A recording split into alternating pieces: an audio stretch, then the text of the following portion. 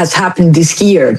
It's been 27 years of brutal devastation, not only of our institutions, of our resources, of our families. I mean, a third of Venezuelan population has been forced to flee. It is currently the largest migration crisis in the world. And this has been done by a criminal regime that intentionally wanted to destroy our country and took over our territory and institutions, allied with the worst forces, criminal forces around the world. So during years, we have denounced and proved the world the degree of crimes that were committed in Venezuela and demanded for international support. Finally, we are seeing decisive action on the part of the United States government under the leadership of President Trump. And I have to say something. The only country that has risked the lives of some of its citizens for the freedom of Venezuela is the United States. So we are very grateful because what happened on January 3rd definitely opens the path, opens the way for a transition to democracy in Venezuela. That's why we did it on behalf of the Venezuelan people. So I do hear your message of gratitude to the United States, but why give it your Nobel Peace Prize? Why give it to Donald Trump?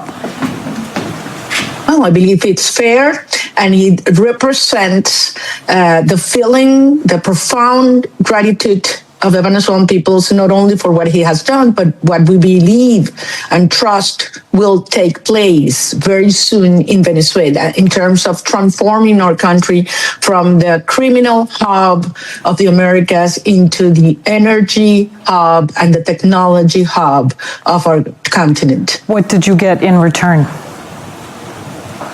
Well, I'm not expecting to get nothing specific. What we are determined is to work together, not only with the United States, but also engage other democratic countries around the world into the first liberation and rebuilding of a nation that has huge potential.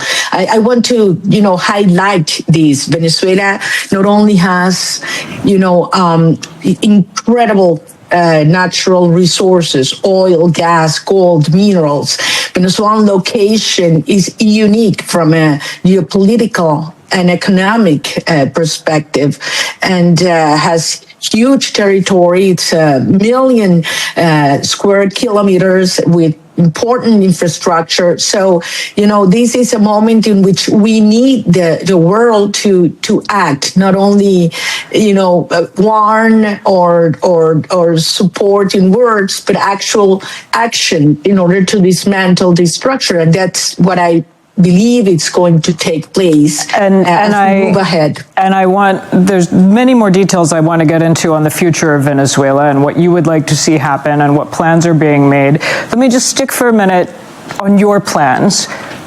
When will you go back to Venezuela? Well, we'll go back as soon as possible when I accomplish actions and objectives that I have in place right now. It means engaging with international actors directly, one-on-one, which I had not been able to do because, as you are aware, I had been banned from leaving Venezuela for over 12 years.